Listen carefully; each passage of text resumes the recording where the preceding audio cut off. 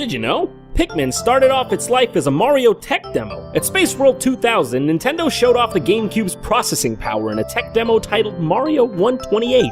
The demo had 128 Marios walking around on a warpable platform. They could be seen dismantling a giant Mario sprite and carrying the individual blocks with them. The main point of the demo was to show off the large amount of characters that all had artificial intelligence, as such a feat was not possible in the N64. At the 2007 Game Developers Conference, Shigeru Miyamoto confirmed that the demo's large amount of AI-enabled characters formed the basis for Pikmin. He also mentioned that the warpable platform in the demo influenced the freeform gravity-based level design in Super Mario Galaxy.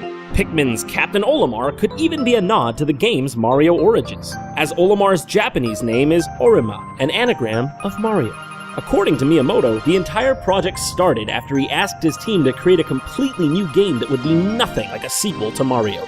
In Pikmin's early stages, it was a very different game. It was going to start with two creatures that took on the role of primitive man, and the game was called Adam and Eve. The player took on a godlike role, watching and influencing their lives. You could give them love or make them fight, and depending on your actions, it could lead to them making a nest and having children. The creatures' populations could even grow to form villages. The enemy Bulborbs in Pikmin are a relic to this stage in development. They played a similar role to that of a mammoth, and would cause trouble for the primitive inhabitants by attacking their village. Although there was an idea for seeing how many creatures could survive to be the game's goal, the developers began to question the game's theme and wondered what exactly the goal of the game would be. A change in development was driven by the desire to control a large group of characters with the newly developed GameCube C-Stick. This desire then sparked the idea of grabbing and throwing the characters around the screen. After about 18 months of development, the idea of Pikmin and the game's scale were decided. Previously, the developers had even considered making the Pikmin as big as cats, and there was no player character on screen. The new direction that formed the basis for the final game was partly chosen after the developers saw Pikmin working together to carry an object to a goal.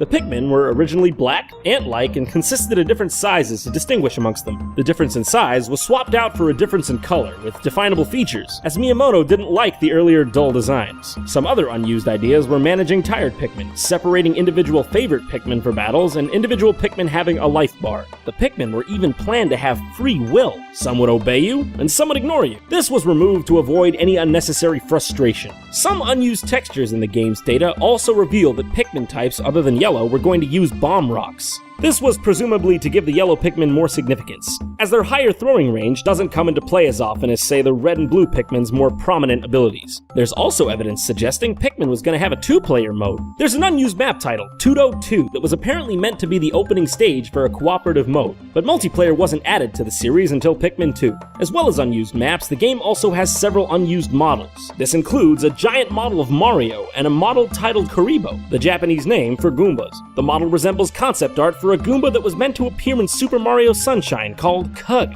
Cug does appear in Super Mario Sunshine, but it's not easily found, and it's 2D rather than a full 3D model. It can be seen by glitching the camera under the ground near the clam-style teacup rides in Pinna Park. There's also unused models for a key and a door, which are thought to be leftovers from the Mario 128 stage of development, and an early model of the game's pellets.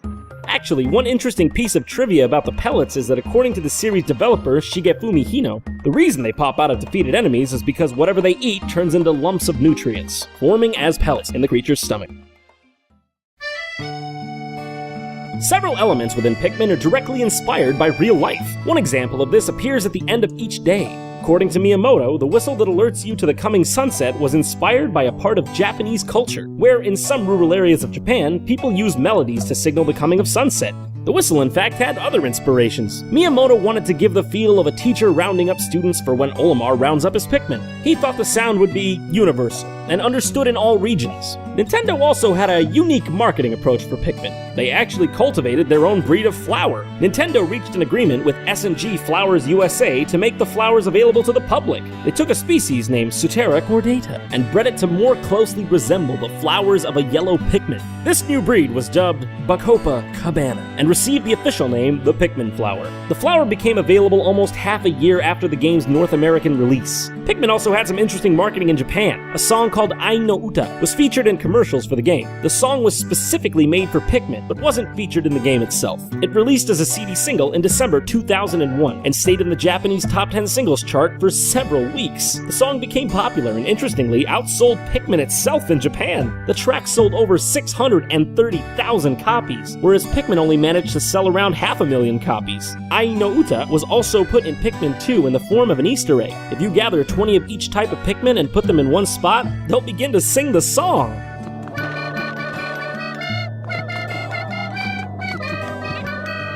That's all for today, but don't forget to subscribe to us on YouTube, follow us on Facebook and Twitter, and make sure you also check out DidYouKnowGaming.com, where we post gaming trivia every single day. If you like this video, check out our other videos. And by our, I mean them. Check out click them. I'm JonTron. Come check out my top 10, because Shane told me to put that one. If you want to check out one of my videos that actually isn't sucky, you go to a different channel. Okay, bye.